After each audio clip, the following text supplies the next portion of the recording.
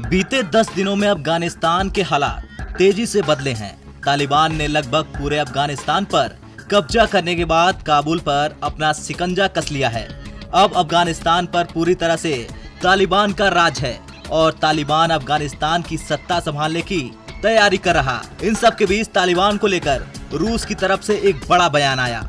Putin के प्रवक्ता ने कहा कि रूस ने अभी तालिबान को मान्यता नहीं दी है और वो अफगानिस्तान के हालात पर नजर रखे हुए है। रूस ने कहा कि तालिबान को मान्यता इस बात पर निर्भर करेगी कि तालिबान अपने लोगों से कैसे पेश आता है और उन्हें सुरक्षा देता है या फिर नहीं। काबुल में रूसी राजदूत दिमित्र पेस्कोव ने कहा कि रूस देखेगा कि तालिबान रूसी राजनयिकों और अफगान नागरिकों के साथ बर्ताव कैसा कर रहा है। रूसी राजदूत का ये बयान पुतिन के उस बयान के बाद आया जिसमें उन्होंने कहा है कि वो अफगानिस्तान के घरेलू मामलों में स्वाभाविक रूप से हस्तक्षेप नहीं करना चाहते। पुतिन का कहना है कि उनकी सशस्त्र सेनाएं यहां से आपसी संघर्ष में दखल अंदाजी करना चाहती हैं। उनके हिसाब से वहां यही सब चल रहा। अफगानिस्तान में काफी कठिन और खतरनाक स्थिति है। रूस की वहां के हालात पर बराबर नजर है। रूस अफगानिस्तान में शांति और स्थिरता पूरी तरह से देखना चाहता है और वो उम्मीद भी करता है कि अफगानिस्तान से जो ड्रग्स की सप्लाई हो रही है उसे रोका जाए।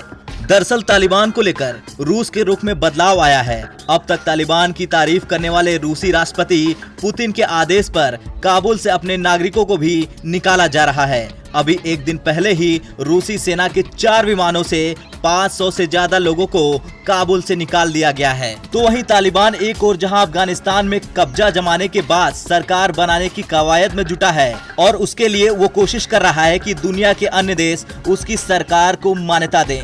लेकिन उसके प्रयासों को तब बड़ा झटका लगा जब ताजिकिस्तान ने साफ शब्दों में कह दिया कि वो अफगानिस्तान में उत्पीड़न से बनी किसी भी सरकार को मान्यता नहीं देगा। ताजिकिस्तान ने जोर का तमाचा मारते हुए तालिबान को ये भी कहा कि वो तालिबान को अफगान सरकार के रूप में मान्यता बिल्कुल नहीं देगा।